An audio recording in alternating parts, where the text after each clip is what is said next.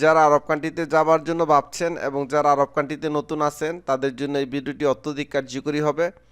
প্রথম যে আরবি শব্দটি সেটি হচ্ছে ইরজা, মানে হচ্ছে সরে যান। ইরজা অরা শয়, আপনি একটু পিছনে যান। ইরজা মানে হচ্ছে সরে যান, অরা মানে হচ্ছে পিছনে, শয় মানে হচ্ছে একটু। তাহলে ইরজা অরা শয়, ইরজা অরা শয়, আপনি একটু পিছনে যান। তো পরের বাক্যটি হচ্ছে তুমি এখন কোথায় আছো। আমরা অনেক সময় জিজ্ঞেস করি আপনি এখন কোথায় আছেন বা তুমি এখন কোথায় আছো। তো আরব কান্ট্রিতে এইভাবে বলে থাকে ইনতা ওয়াইন মৌজুদ, ইনতা ওয়াইন মৌজুদ। তো এটা না বলে আমরা সঠিকভাবে এভাবে শিখব ইন্ত ওয়াইনেক আলহিন, অর্থ হচ্ছে তুমি এখন কোথায় আছো। তারপর যে বাক্যটি আছে সেটি হচ্ছে আমি এখানে অনেক পুরনো। অনেক সময় অনেক পুরানো লোক বলে থাকে আমি এখানকার অনেক পুরানো লোক। তো সে বলে থাকে আনা গেদিম নফর হেনা। তো এইভাবে না বললে আমরা সঠিকভাবে এভাবে বলবো আনা হিনামিন জামান, আমি এখানে অনেক পুরনো লোক। তো গেদিম শব্দটি বেশিরভাগই জিনিসপত্রের ক্ষেত্রে ব্যবহার করা হয়ে থাকে।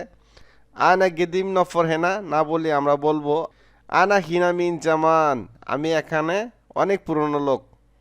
তুমি আসো নাই কেন বা তুমি আসোনি কেন, আরবি হচ্ছে ইনতা লেশ মা ইজি, বা এভাবে বলে থাকে লেশ ইনতা মা ইজি।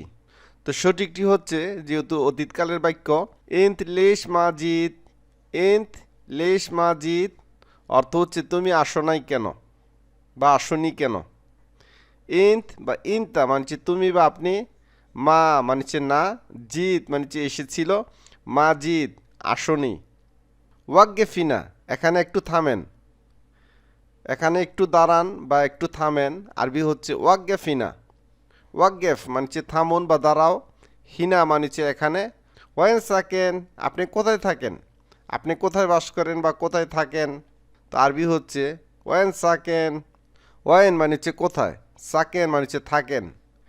নাজ্জেল মানে হচ্ছে নামাও বা নামো, আরবি হচ্ছে নাজ্জেল। আমি এখানে নামতে চাই, আরবি হচ্ছে আবি আনজেল হিনা, আমি এখানে নামতে চাই। বা এভাবে বলতে পারেন নাজ্জেল নিহিনা, আমি এখানে নামতে চাই। আপনার কোন রং দরকার, আই লোন তিবি, আপনার কোন রং দরকার, আইয়ে মানুষের যে কোনোটা, লোন মানুষের রং বা কালার, তিবি মানুষের আপনার দরকার।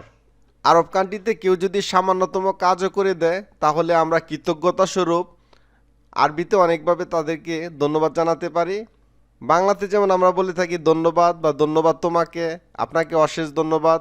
তো আরবিতেও সেম এইভাবে সচরাচর আমরা বলে থাকি শুক্রান। শুক্রান মানে হচ্ছে ধন্যবাদ। শুক্রানের পরিমাণ যদি আমরা বেশি বোঝাতে চাই বা বেশি জানাতে চাই তাহলে বলবো শুক্রান জাজিলান, অনেক ধন্যবাদ, অশেষ ধন্যবাদ, ইংরেজিতে থ্যাংক ইউ ভেরি মাচ। কেউ যদি আমাদেরকে উপকার করে কৃতজ্ঞতা স্বরূপ আমরা এভাবে বলতে পারি বারাক আল্লাহ ফিক, বারাক আল্লাহ ফিক, আল্লাহ আপনাকে মঙ্গল করুক। বা এভাবে দোয়া দিতে পারি সাল্লিম ইদেক, সাল্লিম ইদেক।